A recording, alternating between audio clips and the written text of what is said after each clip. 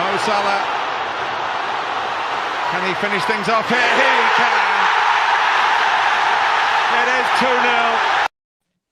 Good morning, people. Hope everyone is doing okay. Yeah, we go again. We're back. Lots to get into, but I'm joined by Lee and Chris to go into it as always. Boys, how are we doing? You okay? Wonderful Tuesday. Good. And yourself, Chris? Good morning. Good. Just going to wait to cook my eggs, and let's get this party started. Yeah, I had eggs this morning actually. I cooked myself and my little one some eggs and toast. It was all right. Yeah, scrambled eggs can't go wrong. But look, boys, I want to delve into some of the results last week because I know we sort of haven't touched on them yet. Big games, the title race back on, relegation battle completely opened up. Let's talk about this one first because I'm happy with this. As I've got a lot to say about Watford. And what's going on here? There we are. Right, 3-0 to Watford against Norwich. I mean, we saw Ranieri obviously has departed. It's no surprise to me, to be honest. You know, like I feel like I've seen blue skies last longer than managers at this club. I never know when one's coming, when one's going. But Lee, I'll give you your thoughts, mate, on first of all on the result for Norwich and what you think this will do for like a momentum. It's the first time they're out of the bottom three, and your thoughts on the appointment of Roy Hodgson. Well, massive result for Norwich. They're well in the fight now of staying up. I think a couple of weeks ago, before Dean Smith came in, everyone thought they were dead and buried. They were the whipping boys of the league. So he's doing all right there. They're in just as much of a shout of anyone staying up. Yeah. Watford, I think when they bring Ranieri in, to be honest, I was just laughing. I thought it was a joke appointment. I think he's way past it anyway. I think they're victims of their own stupid decision. So, and I think Hodgson, he's kind of one of those managers who's got his own blueprint. He's done it before. He's kept teams up. I think he'll get them organised, and yeah, they've definitely got a better chance now. Do they have enough quality to stay up? I'm not so sure about that. I think even despite the fact he should be on his retirement holidays at 74, it's not a bad appointment, really. It sounds like his history. Yeah, he's not going to complain, is he? That checkbook. Chris, what's your thoughts on this, mate? And do you think this is a short spell for Norwich? Obviously, they've got 2 wins on the trot now, beating Everton prior to this game. Do you think they can keep this up, or that the work's perhaps too much for them? Well, I think with any relegation battle, I don't think there's ever a long game. It's about picking up as much points as you can throughout the season. And, I sound like Michael Owen there. I apologise. But in the sense of you take your wins when you can get them. They'll look back and very much this could be a case of a turning point for Norwich in the sense of closing that gap massively. Now many months ago, some top pundits around the country were saying Norwich could be worse than Derby, and Derby's 11 points. And firstly, they proved that wrong, which is great for them. But also just as Lee said, we all thought they were dead and buried, and now there's a glimmer of hope. And I think once you got that glimmer of hope, anything can happen. As long as they keep the gap close, and they almost kind of mirror or do better than the other teams around them. This really does put pressure on Burnley. Now Burnley have to look over their shoulder and be like, team around us that we all thought was pretty much a dead cert to go down are picking up points. Right, we need to up our game. And Watford's a weird one because we sat here a lot of time on this pod, and other people have always talked about Watford are positive, Sarr on the right wing, Emmanuel Dennis, Josh King. They've got some handy little players. We talked about Will Hughes a few seasons ago, trying to be this the next one of the next big things for England's midfield, and he's just never really kicked on and lived up to the hype at all. So it's very much kind of just trying to understand, sort of Watford's vision. But I think there's always been a question mark over isn't the Pozzo family who own them, in the sense that they don't really invest that much, and they juggle around between their 3 clubs. They got Udinese, Watford, and I think isn't it a Spanish club, Granada? Is it Granada or Girona? I can't remember which one it is, but they got one of the Spanish clubs as well. So and they're just moving things around between those clubs, and you just think how much committed are they to actually being this one club in one league and building something.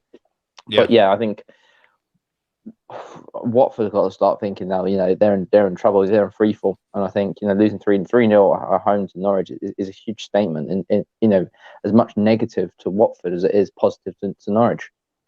Agreed. Yeah, I mean Hodgson in his tenure at Palace, I think he done well with the squad he's got. I think he gets very underestimated in terms of what he done as a manager.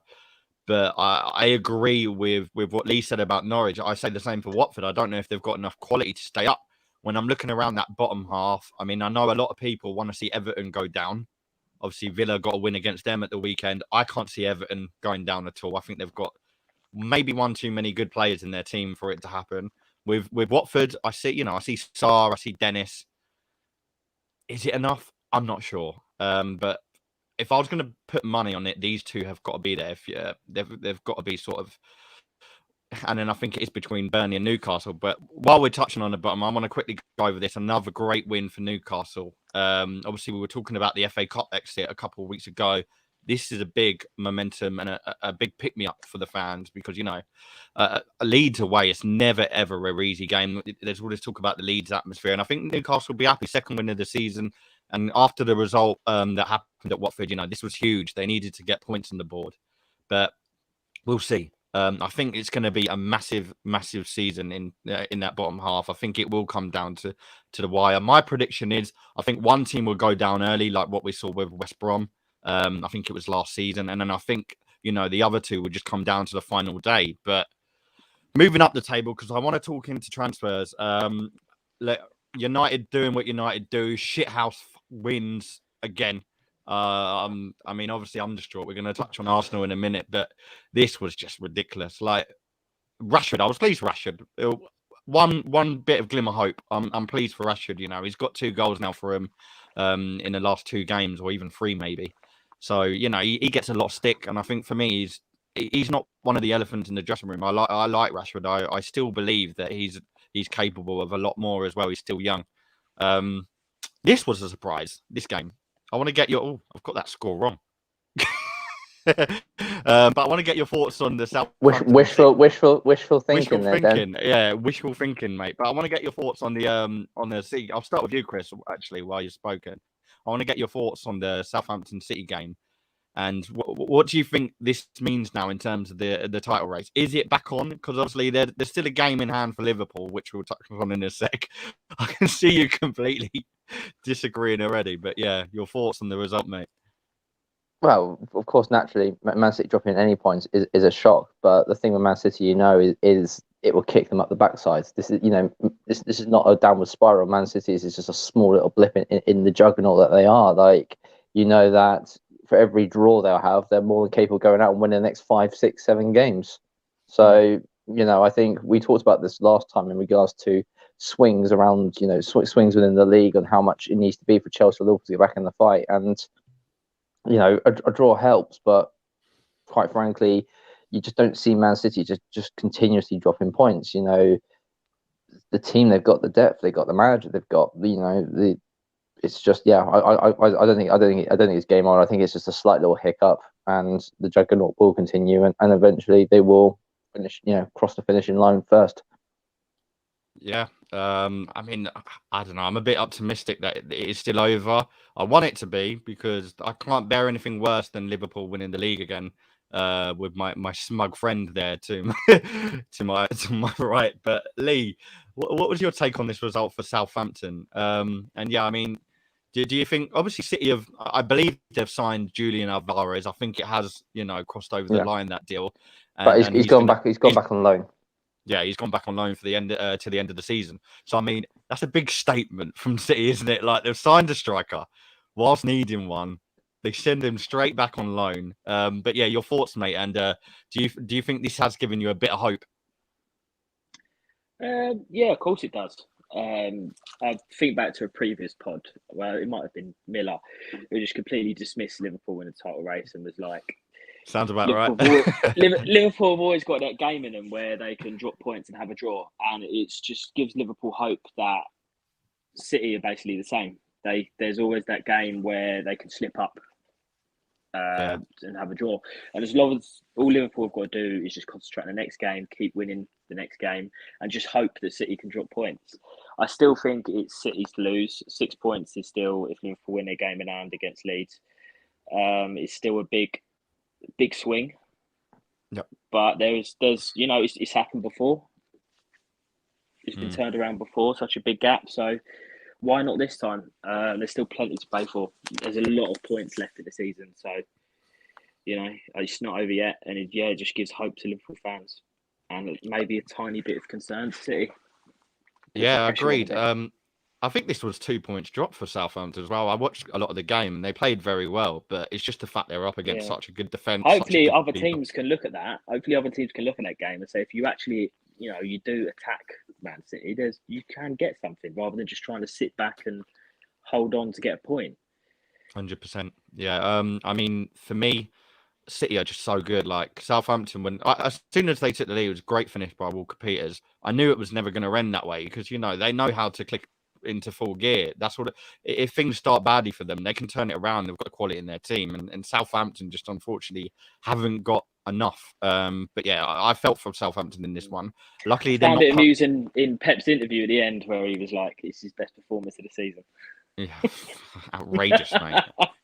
Outrageous. But while we're touching on this, because it falls straight back into this one, big win for Liverpool, and then we're going to talk about the big news in the last 24 hours. But how good now do you think it will be to see the likes of these players coming back from AFCON after that? Obviously, we've got a long break, which I want to touch on in a little minute as well, until Premier League football.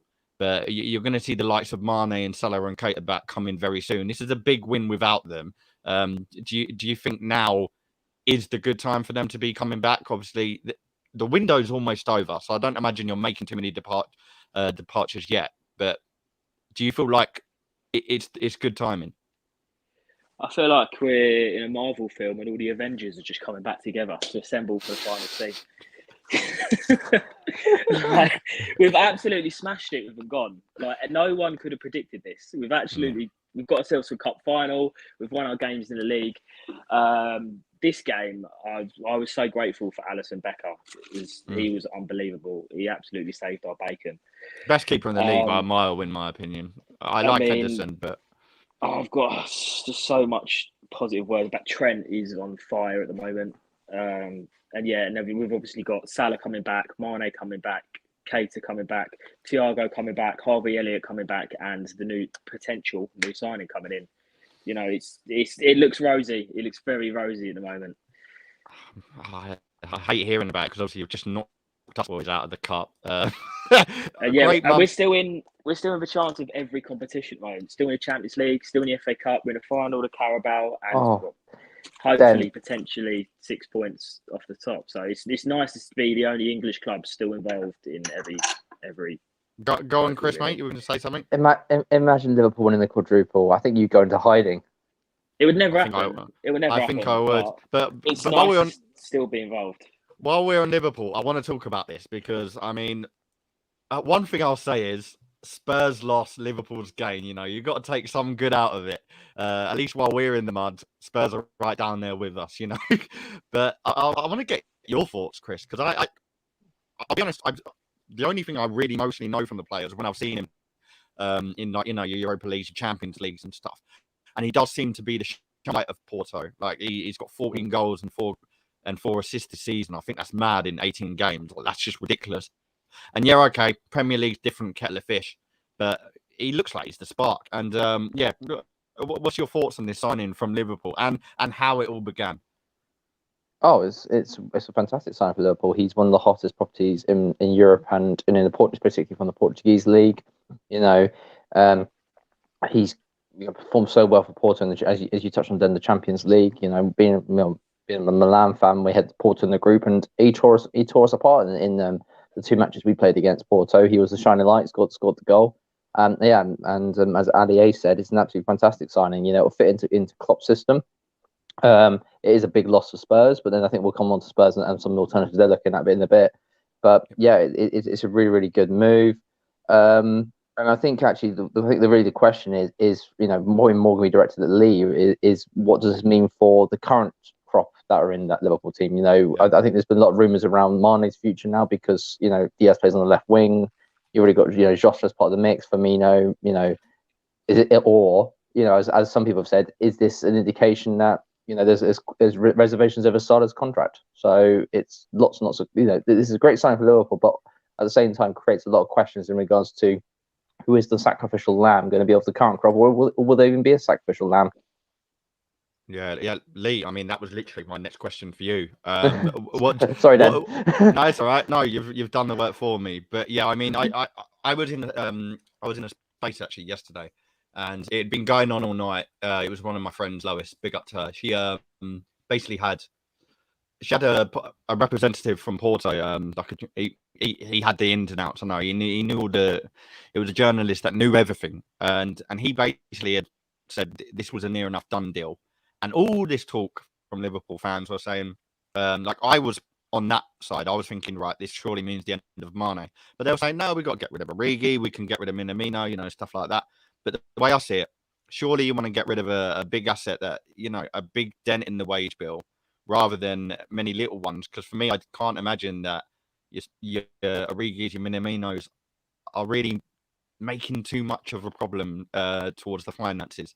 But Lee, what's your thoughts on this one, mate? And what it will, the signing overall, and going back to Chris on what it will mean for the players that are currently in the team. So I don't watch Portuguese football, so I can't claim to say this is the best signing ever. I've only seen clips of him in the I've only seen clips of him in the Champions League, and obviously what goes around on Twitter and all that. And he does look the bollocks. He's obviously rapid, skillful, got a venomous right foot on him. Fits the bill really. He's only 25. Looks like he's, from what I read, he's going to sign a 5-year contract, so he's going to be around. He's going to be part of the next sort of replacement of the forward line as such. In terms of who's going to go, I think what Dan just said around other Liverpool fans seem to say it's Origi, Minamino. I think it would be them too. I don't think someone like Mane or Salah or Firmino would be going yet. Maybe in a year or two, Mane might get pushed out because I think it's obvious to everyone he's on a bit of a decline. He's not the player he was 2 years ago, but he is still a top talent. It's just another option. There's nothing wrong with spending a bit of money and strengthening your squad. City can do it. Okay, they've got richer owners. Why can't we? Yeah. I mean, I just don't think there'll be any fire sale with like pushing a top player out just because he's coming in now. I can't see it. Not for another year and a half, 2 years. I mean, it's cracking business. Like you obviously saw the tweet that I put up, and a lot of people just saw what that was. Like, what sort of horrendous business is that from Arsenal from a point of view? We're there spending 70 million odd on a complete flop in the way you look at it, and in 5-year installments too. Like, it's just embarrassing. We're probably still paying for him now, and you're getting the likes of this player and Diogo Jota for 80 million euros. From what I read from this deal, it's something like 12.5 million for the next 3 years. It's quite a good deal. And I genuinely think Michael Edwards putting a deal together, but it's like a nice party gift for him. Like, I agree. Like he's been instrumental in terms of who you've brought in. Like for that in 2 seasons, you can't argue. And I agree. Like I've heard some people say, look, we need to focus on the midfield now. Yeah, okay, fair enough. But your attack is in full swing. You haven't got to worry about futures. You've got Diaz, Jota, and Mane as bloody players for that position. Like that's just ridiculous. But yeah, I think Spurs would be gutted. Obviously, they greased the wheels for this deal. I don't think it would have happened without them. No one can deny that. I didn't understand the Spurs link to him though for me because he plays out on the left, and I thought, who plays out on the left for Spurs? And it was the one player. No, Son, isn't it? No, they play Son, but they're trying to replace Bergwijn. They're trying to ship Bergwijn out and get someone in. I think for me, if he's going to replace someone, it does need to be someone that's. I'm not saying Mane's done. I think there is still a player in him, but someone that's perhaps on their decline. Whereas Son, I'd be very shocked if he's going anywhere anytime soon. And he's not really someone that plays out on the right either. He does just tend to stay out on the left. But we'll see. Things can happen. I'm not looking at it as a replacement. I'm just looking at it as an addition. We've actually signed a player, or we're going to sign a player. Yeah. the way I see it, all this FSG stuff out and garbage has got to calm down now. Just be positive. You've just signed one of the most promising left wingers in the Europe, like Chris said. It's a fair play. I'm surprised more teams weren't on his radar. To be fair, that's one. But I suppose it's the fact he plays in the position where some teams are full. City wouldn't realistically need him. They've just signed 100 million Grealish. But yeah, I don't want to go into them can of worms. I suppose we'll talk about. I don't really want to bloody talk about this, but the flop of Arsenal and talking of the declines. What the hell is going on? Absolutely horror month for us. Obviously, Lee, the 2 legs against your lot, this has just gone bad to us. I don't even know what's happening.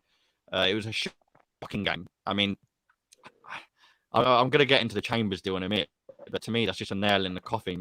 We've just had an absolutely horror month, getting knocked out of both domestic cups. Now we're out of the top 4. It's shocking. It's shocking. But on a note on the Arsenal performance itself, I think we just again look tired. I don't want to echo too many of my own chambers in terms of what I said against Liverpool, because we look tired then. We look tired again. Players are just done in. I don't know what's wrong with them. And then they're out in Dubai. Why are we giving these boys a holiday? Like, what have they done to deserve a holiday? I don't know. I'll tell you what, the football world is becoming something that I'm not a fan of. Because if the boys deserve a holiday after that, and God knows what I deserve after the work I put in at my place, but it is what it is. Chris, I want to go to you on sort of Villa, because we spoke of Villa and the movement of Danny Ings many weeks ago now, and how quiet it was, and how they done it so efficiently and no one knew about it. It just got done. What's your take on this? I want to go to you boys first because, I've got my 2 pence to put in. But what's your thoughts when this news came out? Well, I think we talked about like Danny Ings moving quite on the radar. Is Callum Chambers a big player? But yeah. No, I thought they'd done it like it was just all of a sudden. Like with these deals, usually you get a lot of links like weeks beforehand, and then I just don't get how that. Like he's definitely not a big player, not whatsoever. But I was just baffled that they can. Sorry, go on, mate. I think it's just the impressive thing with this January is they just got the jobs done. They've got and I think we've touched on the Spurs, and I know we'll touch on Arsenal in regards to transfers and stuff. But there's always with those clubs, there's just been lots of links. There's lots of like Spurs are talking to this player, Arsenal talking to this player, Arsenal want to have this sort of deal, Spurs want to have this sort of deal. Villa are just going right. We want this player. Let's get it done. We want this player. Let's get it done. Let's look at the speed of the Coutinho. Like literally, links came out. Coutinho reunited with Gerrard, got it done very, very quickly. Chambers didn't even surface on the radar until the picture of him holding the shirt was done. Luca Digne, it was such a quick deal of right. Digne's going to be shipped out Everton. Villa, right? We'll take him. Let's go jump on that and let's get the deal done. So no, absolutely credit to Villa's recruitment on this. They've been absolutely thorough. They've been quick, and they've got their people.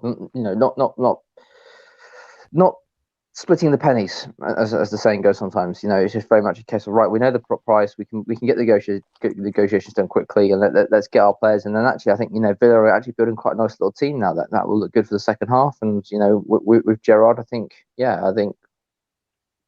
they should. Because there was worries of Villa slipping down a little bit. In the league table. But no, I think they'll have their consistency and make sure that they're a mid-table team, and maybe even if they get a good run of results going, they could challenge for the top 7.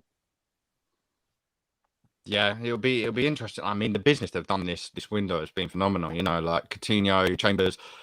The one thing I'll take out of it, because I've got a little, I'm baffled for different reasons on this deal. But the one thing I take out of it, hopefully we haven't got to see that fraud Tyrone Mings in their back line anymore. But I don't imagine that's the case. But I don't think Chambers is there as like a player to be starting and get straight in the front. I think it is just squad depth. But Lee, what's your thoughts on this and the decision from Arsenal to let him go? I like the way they've done the signing and there was just no leaks. It reminded me of the 90s where you'd only find out on a transfer through teletext. what a memoir, mate. I remember seeing just the results, like you press that button on your remote, and the remote, the results, then you have the transfers in the corner. or you log on and it's all in alphabetical order. So then you want to see the Arsenal result, but you're starting on page 6 of 8. So you've got to wait. You got to wait for it to tick all the way through to Arsenal. Yeah, well, but, The way I look yeah, at sorry. it is, Arsenal might have wanted to keep him, but at the end of the day, like he's been there a number of years. He's 27 years old. He's not a first team regular at Arsenal. He's made like 5 appearances or something this season. He needs to get out and get first team football. And if Villa have offered him that, I don't see any reason why he wouldn't go. It's not a massive loss to Arsenal. Okay, you've lost a bit of squad depth, but he's not a first team player. He's not good enough for your first team. He's easily replaceable. I don't think it's a big loss. Even if you didn't get much money for him, doesn't really matter. That's my personal view. I'm not his biggest fan, Callum Chambers. I've never looked at him before. What's a player he is? He might help Villa a bit in that he's got Premier League experience. He's a player for now, but not a big loss to Arsenal. And he's just a steady player for Villa, really. Yeah, I mean, I've had different takes on this. Like, I think everyone can agree this player is not the next step, nor should be part of the plans. I agree. He's a mid-table player. But and this is a big but. I just don't feel like we're in a position to just put more weight on our shoulders. I mean, we saw the bench put out against Burnley, and Kessie was the only experienced player there. That speaks volumes to me. So when we're there, you know, getting rid of players that are actually versatile. Okay, he's not the best player, but he's versatile. He can play in the midfield. He can play in the centre half, and he can play in the right back. Whether or not he's my first choice, that doesn't matter at this point. I just think we're in a position where we need to, you know, we need to deploy every weapon we've got and not let go of them. We now have 3 centre backs, 2 right backs that are injured. So I don't know what the plans are for Wolves next. Unless we bring players in, this is obviously where it changes. And we've got Tierney and Nuno on the left. So we're very, very we're pitifully thin, very, very thin in that position. I just don't understand. I just feel like the ends need to justify the means. So if we're going to go and replace this guy, fair enough. If we're going to bring an extra signing in now on top of the striker in the midfield that we need, I'm all for it. But right now, I don't think we can afford to be getting rid of more players because all it takes, 1 game a week. But these players look knackered.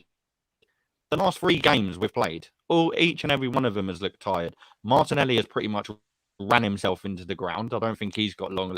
I'll be shocked if he doesn't get an injury this season. Absolutely shocked because he's just doing all the work, and teams know to go at him as well. I think while we're this low on options on players, he's going on a free at the end of the season anyway. Why not just keep him in while we can?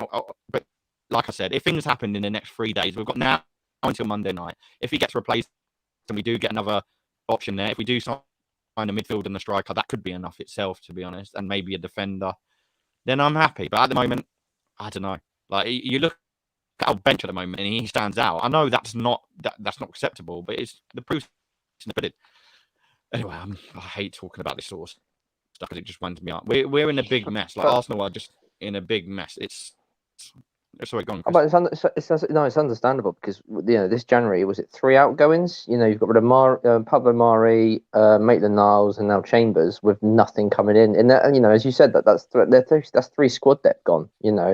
It's very much you're just really relying on youngsters to sit on that bench, which it's just as you said. Chambers' contract was up in the summer. Why not just keep him for 6 more months and just gives you that sort of level on the bench rather than it's just there's a big risk to it and I don't know, I'll probably touch on some the rumours and stuff that this Arthur deal hasn't materialised when it was looking very quite likely, and you've still got the striker issue where basically the club told Aubameyang go find yourself a new club, and we've only a couple of days left the window. Is that really going to happen? So you could have, you could theoretically have Aubameyang on your wage bill for another 6 months until the summer. It's just we've signed a keeper. We've signed a keeper. Hurrah! Matt Turner. And to be honest, I don't know too much about him. I couldn't really care less. I don't know why we're signing a keeper. No, I don't know why we're signing unless he's going. Maybe it might be something that gets announced on the last day. No, in Arsenal, we'll see Leno depart on Monday afternoon, and it'll be like some sort of sweetener for the fans. Oh, Leno's gone. Cheerio. We're all happy. I couldn't care less about a keeper. But we've got bigger fish to fry. Like, why are we signing some American goalkeeper for a replacing a, like, to be honest, at the moment, our number 2 is not even going to get much football. So we're out of the domestic cup. So it's not like we need and Len, no, rightfully so, he should go because he's got, now we're out of FA Cup, no League Cup. There's no room there for him anymore, and there hasn't been for a long time. But we desperately need a midfielder. Like, playing, if I see Sambi as the only pivot for one more game, I swear there isn't enough alcohol in the world that will keep me going. And yeah, like you touched on Aubameyang, we lose 3 strikers potentially in the next 6 months, and we're not even legitimately linked to anyone. There's no one. We've got all these rumours. People are putting all these stuff out. Oh, Arsenal might sign DCL. Arsenal might sign this player. Like, maybe you're going to do a Villa on deadline day and pull someone out of the bag. But who? This is the question. Like, who? You don't know. Who the hell are we going to... And like the whole Arthur deal, what the hell happened there? Like, there was talks of an 18-month loan deal, and apparently Edu was like potentially going to agree to it. And I thought, what maniac agrees to an 18-month loan in January? Like, what kind of a deal is that? You're just stuck with him, and it's if you're going to do that's Juventus for you. You know, you offered 6, Juventus wanted 18 months. I don't get it. Like the whole thing with Chambers going and us actually not, and the way I see it, City are getting business done, like we've touched on. Liverpool are about to make a huge signing, and we're waiting to the 59th minute of the 11th hour. We're the last team that should be doing that. We've got far too much work to do, and we're in a top 4 race. Like, people are sitting there saying, there's fans saying, oh, we're in a comfortable top 4 race. Comfortable? What the hell is comfortable? If we lose to Wolves, we drop to 8th potentially. 8th. That's not comfortable. Like, that is far from. And Tottenham still have a game in hand. So you know, like, and this is all we have to go for now. It's abysmal. It's just laughable. I don't even want to get too annoyed because it's Saturday morning, soon Saturday afternoon, and we want to enjoy the weekend. But I'll go into Tottenham. What a result! I watched this with a Chelsea and Tottenham fan, actually, so it was quite good from a neutral point of view. I got to put all my Arsenal feelings aside and just watch Tottenham as they go into the mud, deeper into the mud. But yeah, good result. I thought there was 1 or 2 bad decisions by the officials. Shot horror, you know, water is wet. Kane's goal probably should have been allowed. And Thiago Silva lucky to be on the pitch as well as Doherty. But I want to go more into the window because we've spoken of the Diaz deal flopping. There was also Traore, who was linked, and he's gone off to Barca, gone off to sunny Spain. Chris, lots of rumours about Tottenham now. It's not been a good window at all for them, really. It's probably been as bad as Arsenal, but at least we've got some people out of the door. What's your take on it, and what do you think it will mean for Conte going forward?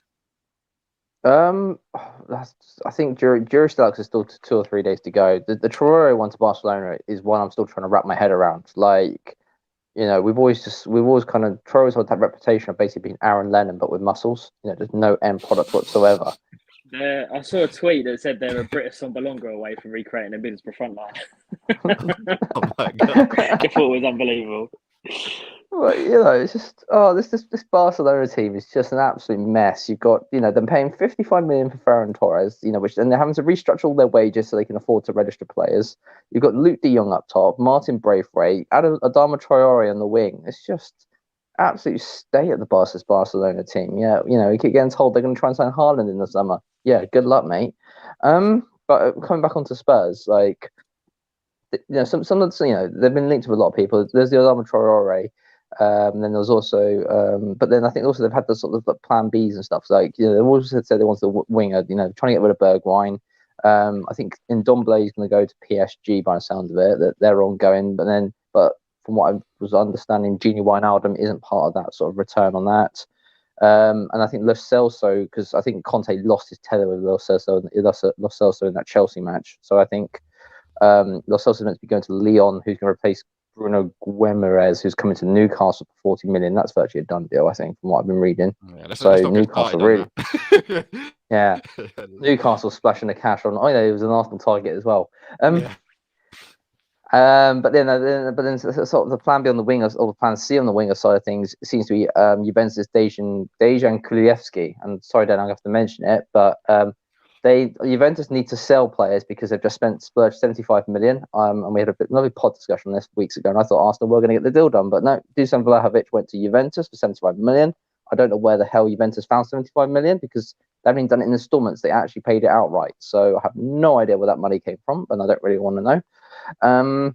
But yeah, Juventus need to sell basically. So I think that's where these sort of like R2 deals come from. And then also, there's this Dejan Kulusevski who they need to ship him out. Juventus is so desperate to sell that they're rejecting anything with an option to buy, and they want to put an obligation to buy into the contract. So Spurs are talking in regards to making sure that if it is an obligation to buy, which basically, for those tuning in that doesn't, isn't fully aware of the differences, is if a certain amount of criteria is met, then Spurs have to buy the player. But, it's part of the contract deal. So with an obligation to buy, then basically if he hits a certain sort of credentials, maybe Spurs qualify for Europe or something like that, then Kulusevski will have, Spurs will have to outlie, I think, 35-40 million euros at Kulusevski. Personally, Kulusevski was an exciting player. He was at Parma. He moved to Juventus with a big price tag. It was actually the same director, Patrici, who's Spurs' sporting director, who bought Kulusevski the first time to Juventus. So that's going to reunite that team. And also Conte, I think, at the same time wanted him when he was at I can't remember what club he was at, but no, Conte's always been a fan of him as well. That's one of the players. And another one actually touched on, because I saw this, and we spoke on the chat about this. It was quite funny at the time. Was I've always said on this pod, because I follow Conte because of his time at Inter, and also you've got to appreciate his time at Chelsea. Do you remember when he signed Marcus Alonso at Chelsea? And everyone was like, why the hell is he signing a Fiorentina reserve left back? And all of a sudden now everyone loves Marcus Alonso. Like he's a good free kick expert. He offers a lot to that Chelsea team in the wing back position. And we're now seeing this on the Tottenham side with Soufan Begouli, the Algerian central midfielder, plays for Fiorentina. He's been frozen out of Fiorentina, but Conte's a fan. Like Conte wanted them at Inter, never materialised, and now he's going to probably get a loan to buy here in Tottenham. I think it's loan to buy for 16 million. But I think it just goes back to the point of, with Conte, Conte's going to bring in his players. He doesn't go splurge 40 million on Bruno Guimaraes. He brings in a player that plays to his system. So I think, if any Spurs fans, tuned in or anything like that, I think it is just have a bit of trust. If the system's been set up in a way that Conte has to sign off transfers, then Conte isn't going to sign off Levy trying to pull one over him. Conte's made it clear that, he's more happy to walk. He signed a new contract and then walked away from Inter Milan, because they put in the mud from a financial perspective. So I think, there needs to be a bit of trust in the system that, if a player is coming in, and it must, surely it's gone in front of Conte's eyes, because that's how Conte likes to work. But yeah, I've just absolutely rambled on a bit for there, but it's a lot of potential going on. You know a lot about that. I mean, I don't need to tell you that I don't really follow too much into Tottenham. I want them in the mud, so the less success the better. But I know Kulusevski was someone that we were linked to again as well. Like I don't know. I don't understand it, because again, he plays in a position where I feel like we don't need to worry. But a lot of fans have really jumped on the bandwagon of if Conte doesn't get what he wants, he walks. I don't know. I think Rome wasn't built in a day. Stuff takes time, but I am surprised to not see some more stuff over the line, considering we're on the 29th of January and Tottenham have a lot of deadwood. Like if you look at that squad, you've just mentioned quite a few of them, and like Lo Celso, Ndombele, Harry Winks, how do they all stay there, sort of thing? How does it work? Dele Alli, can't believe nothing's happened with him yet. I feel like he's coming up in every transfer window discussion,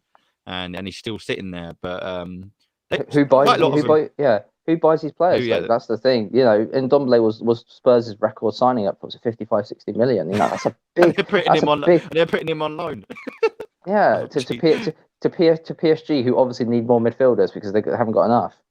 It's just weird. Like it's just everyone keeps turning down Spurs. So how are they supposed to replace them? Yeah, they go to clubs like Liverpool instead. That's the thing. Like it's nice little dig there, Lee. But last but not least, I didn't want to touch on this first because it is a bit political. But breaking news in the last 24 hours, I want to touch on this man. Arsenal fans have been saying they want us to sign him. I bloody don't. I really don't. Like I don't think he's the answer whatsoever. But yeah, Ivan Toney videoed with a chat up line of fuck Brentford. I don't know what he's thinking. It's a weird one, isn't it? It's a bit. It goes back to these discussions we had, boys, a few weeks ago about the whole Lukaku situation with the interview, the Xhaka, telling the fans, to F off in the stadium, and then now this. Chris, what's your thoughts on this going forward? Obviously, it's not ideal. He's already come out and basically admitted it, because you can't, it's right there in front of your eyes. But how do you think this will be actioned? Multiple sources have said there's going to be an investigation. What do you think is next? Obviously, he's a key player in this Brentford team. That needs to be taken into account. Like, he is I know this sounds ridiculous, but he is to Brentford what Lukaku is to Chelsea. He's the main man. You take him out, all hell sort of goes. Absolutely, and I don't know where. To be honest, I just don't know where his mind was at. And I think Dan, you touched on a point there about another topic. Is just football these days. It's a completely different world, and it's a world that sometimes I don't really want to know and don't want to be part of. The fact of the matter is, you get video down. Yes, he was at a club, but let's just say you're down the pub with your mates and you slag off your place of employment, and someone videos it, and yeah, you're open for discipline. Like, we've all been down there and said, "Oh God, what work? What a drag!" Yada yada yada. But you don't go, because you're a footballer and you're in the public eye and you're respected by so many people. And I live just down the road from Brentford.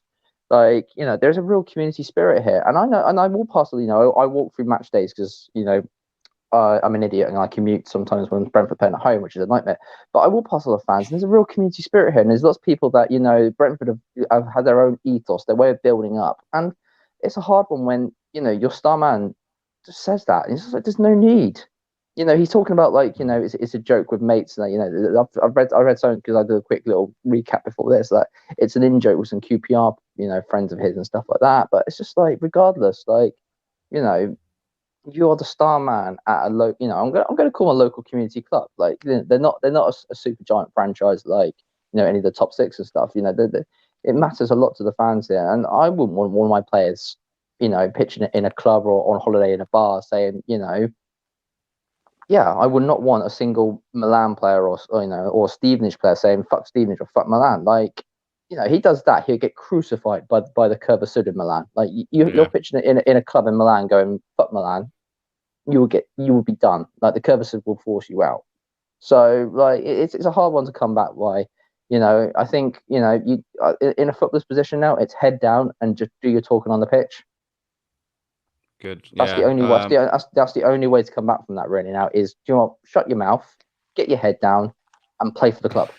In a team like Brentford as well, it's very hard to do that sort of thing, because he's going to want to go out there and start producing goals. But as we know, Brentford aren't one of the best teams in the league. They started well, don't get me wrong, started brilliantly, but they've had a bit of a dip. But Lee, what was your thoughts, mate? Obviously, I think you saw this before me, but here we go again. These footballers just don't learn. Don't die for Nash. I was waiting for you to say it. I didn't want to take it because I saw your Dave tweet. In regards to what he's actually done, I can relate to Ivan a bit, being that I'm single and desperate. He's obviously had a few drinks. He's shooting his shot. He's trying to score. He's trying to get lucky with a girl, and he said what she wants. She's obviously dared him to say. It's just unfortunate that he's a high-profile footballer, and it's been caught on Snapchat. He's just very unfortunate, and I don't think you can be. I don't think people should be really too angry at it. It's just what a young person does under the influence of alcohol when they're trying to get lucky.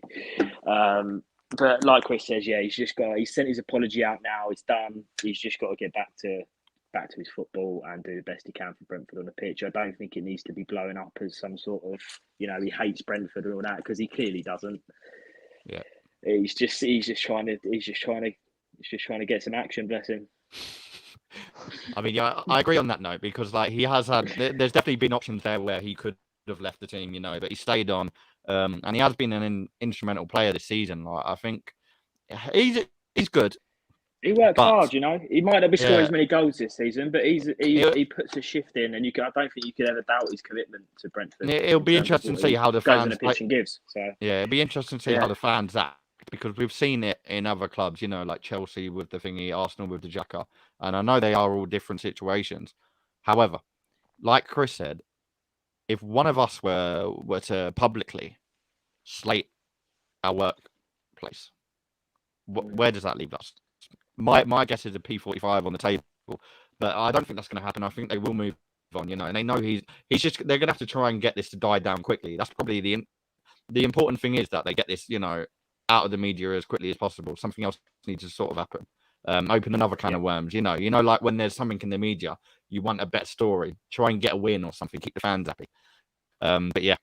Well, that could be coming soon, because, you know, Brentford could be doing quite a nice transfer deal, which is, you know, giving Christian Eriksen a club. You know, there's still talks. I've seen the links. Yeah, I mean that would be good. So go on, mate. I was going to say, you know, if they can get that deal done, then, you know, if, you know, that we will be mindful of what, you know, Christian Eriksen's health and you know what doctors would tell him in regards to, you know, physical exertion. But at the end of the day, you know, his vision and passing is absolutely fantastic. Like, even if, you know, he can't, you know, doctors instruct him not to exert himself that much, you know, he can still make a difference in games with his vision and passing ability. And I think, you know, even, you know, an Ivan Toney wanting to make amends with the fans, latching onto Eriksen through balls, Brentford could be quite an interesting force. Yeah, that's a very good point, actually, because that is something that they will need to, if they can wrap that up and get that over the line, you know, this stuff is done and dusted, because the fans will just be talking about that, and what an excitement for fans overall, you know, putting rivalry aside, Christian Eriksen back in football, back in the Premier League. I didn't think I'd see it. You know, we were talking about him in Euros and what happened, but fair play. Boys, I think that is about it. I think we've touched on most of the stuff. Thank you for jumping on. Those of you that have tuned in over Twitter, make sure you come over and subscribe on Sideline Talk podcast on YouTube. But yeah, we're going to be back, and we're going to have a short break, and I'm hoping I'm going to come back and be a little bit more positive about Arsenal. Hopefully there's some signings there to discuss. You're off to Dubai, aren't you? Like all the other footballers. Yeah. In fact, viewers, I want to know what you think. We've had a little touch off here. I don't want to talk about it too much on live because it gets political, but I want to know what people think of like the break. Why such a break is necessary? You know, we had COVID last year, and we've still got COVID breaking out now. Is this a good idea for players to be out on holiday together? Do they need it? I mean, Arsenal have got a longer break now as well, so they're probably away for a while. There's no FA Cup. So it's Ben White and Rob Holding are probably, you know, sitting there with a dicks in their hand, sitting happy on the beach. And they're probably thinking, oh, we haven't got to play to the 10th. But it is what it is. If the managers are okay with it, as long as Arteta and the Cronkies are out there doing something good while they're watching, I don't care if they watch rugby, I don't care if they watch cricket, I don't care if they watch baseball. If they're having good discussions about good things such as signing players, couldn't care less. But yeah, boys, thank you for jumping on. Make sure you have a good weekend. And everyone that's viewing, I hope you have a good weekend also, and stay safe. We will be back in a couple of weeks. Yeah, let's just hope things improve for Arsenal and that the deadline date is a good one. Cheers, guys. Have a good one.